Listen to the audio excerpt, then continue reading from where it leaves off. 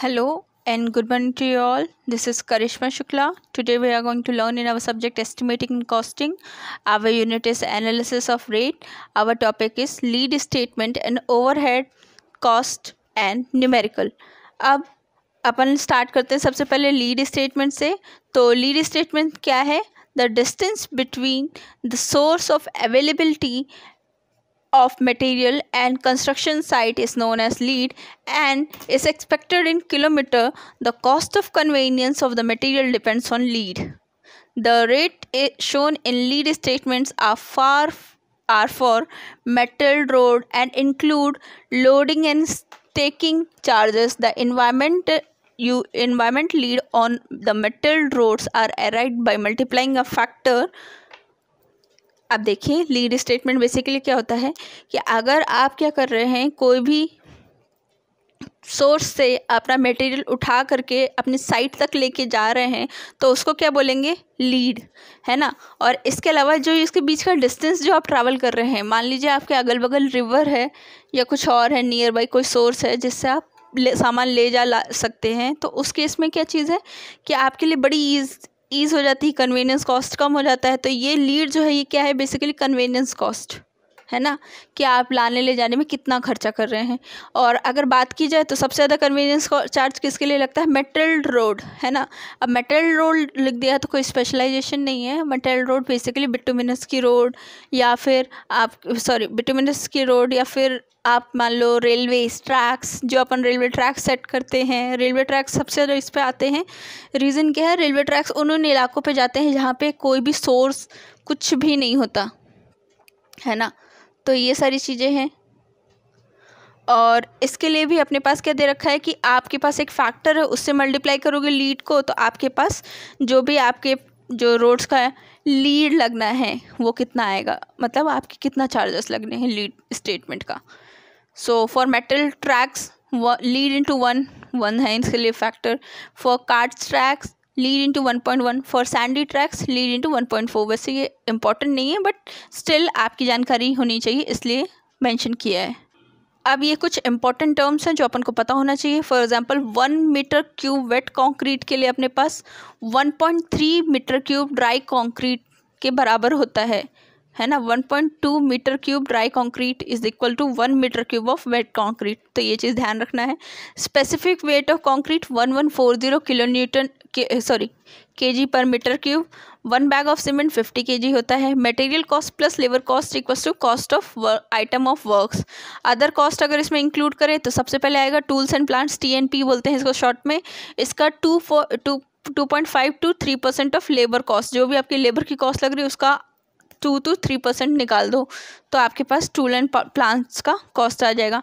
Transportation cost अगर 8 kilometre से ज़्यादा है तभी लगेगा, 8 किलोमीटर से कम है तो नहीं लगेगा.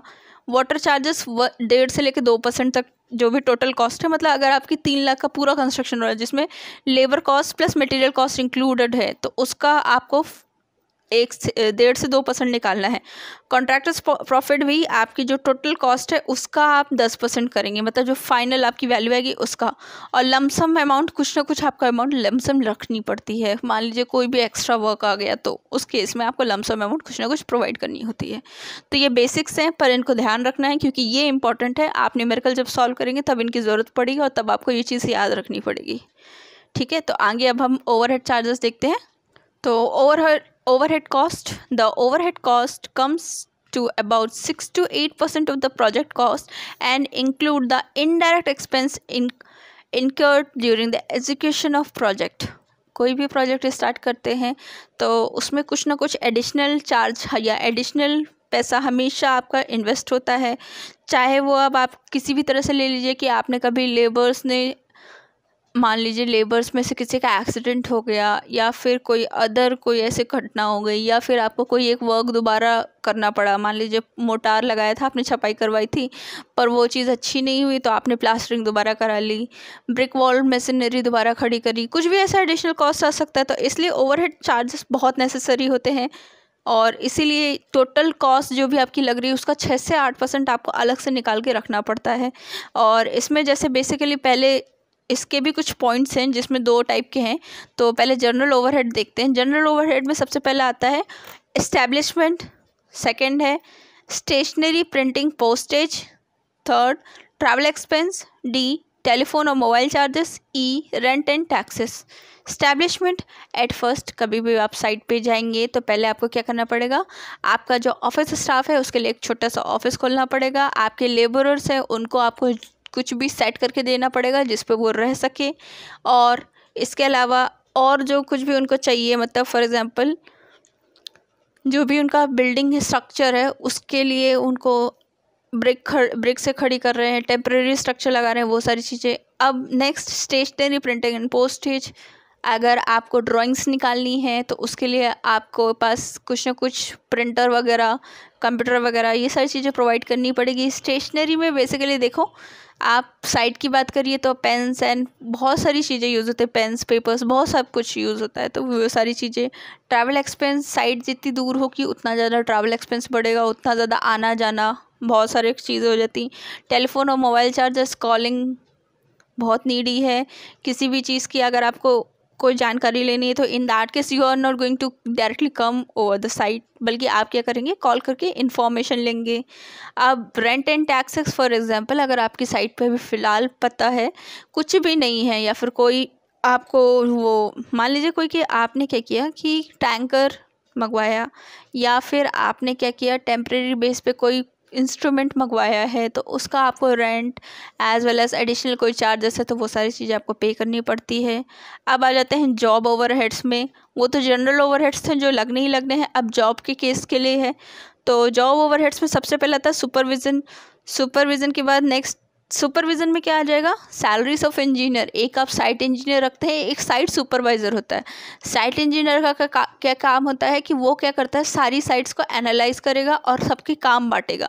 सुपरवाइज़र का काम क्या है कि कौन सा काम उसने बांटा है साइट इंजीनियर ने, और वो ध्यान दे करके मतलब सारे लोग वो काम उसी तरह से कर रहे हैं या नहीं कर रहे हैं, ये सुपरवाइज़र का काम है। तो इनकी सैलरीज, ठीक है। नेक्स्ट हैंडलिंग ऑफ मटेरियल्स, अब मटेरियल्स आ रहे हैं तो उनके लिए आपको गोडाउन वगैरह कुछ ना कुछ एक स्टेबल, जैसे सीमेंट को आप ओपन में नहीं छोड़ सकते क्योंकि मॉइस्चर आ गया तो वो सीमेंट बैग्स ख़राब हो जाएंगे, है ना। तो इसी तरह से हर मटेरियल के आपको अलग तरह से हैंडलिंग करनी पड़ेगी। थर्ड है repairs, carriage, depreciation of TNP। Repair, अगर आपको मैंने बोला ना कि अगर आपकी कोई चीज़ ख़राब हो गई तो आपको दोबारा रिपेयर करानी पड़ रही है, या आपको कोई चीज़ लाने ले जानी पड़ रही है, जैसे मान लीजिए कई जगह ट्रॉली आपने देखा होगा, एक छोटी सी ट्रॉली लगा देते हैं सीमेंट या सैंड वगैरह या मिक्सचर वगैरह को ऊपर नीचे ले जाने के लिए, अगर बहुत हायर बिल्डिंग हो तो। इसके अलावा depreciation of tools and plants, जो आप इंस्ट्रूमेंट लाए हैं उनकी भी तो एक लाइफ होती है। अगर मान लीजिए जो आपका इंस्ट्रूमेंट है वो पुराना हो गया है तो क्या होता है, उसकी डिप्रिसिएशन होगा, उसकी रेट कम होती जाएगी, है ना, तो वो चीज़ हो जाती है। लेबर एमिनिटीज़, फोर्थ पॉइंट में आपका लेबर एमिनिटीज़ है। लेबर है then that in that case उसे फूड चाहिए है, उसे पानी चाहिए है, उसे वहाँ पे और भारी इलेक्ट्रिसिटी चाहिए है, और भी चीज़ें चाहिए हैं, तो सारी एमिनिटीज़ प्रोवाइड करना आपका काम है। फिफ्थ है worker compensation, insurance etcetera. In case कोई गिर गया, किसी को चोट लग गई, कुछ भी A to Z खर्चा हो गया, तो ये चीज़ें भी आपको ही पे करनी होती है। फिर नेक्स्ट है सिक्स पॉइंट में इंटरेस्ट ऑन इन्वेस्टमेंट। अब इंटरेस्ट आपको चाहिए होता है कि जो भी आपने काम किया है उसमें कुछ ना कुछ आपका पैसा आए। नेक्स्ट है लॉसेस ऑन एडवांस, मान लीजिए किसी चीज़ में आपको पहले ही आपको पता है कि यहाँ पे लॉस होना ही है तो उसको आपको अलग से निकालना पड़ेगा। अब नेक्स्ट इसी में है task out or turn work, the capacity of doing the work by an artisan or skilled labor in the form of quantity of work per day is known as task out or turnout of labor.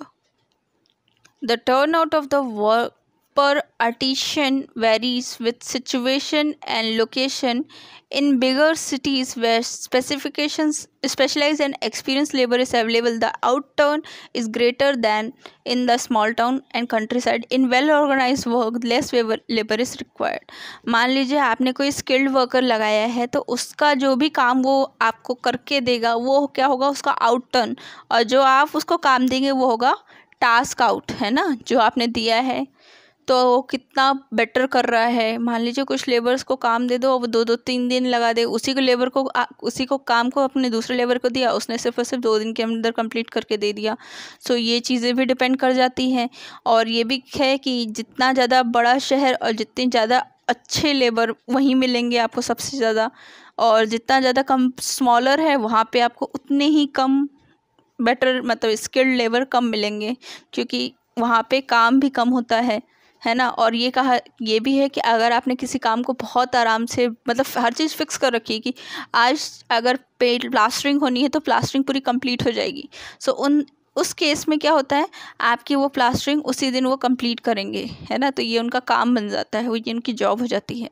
तो उस case में आपका क्या होता है, less labour लगती है ना।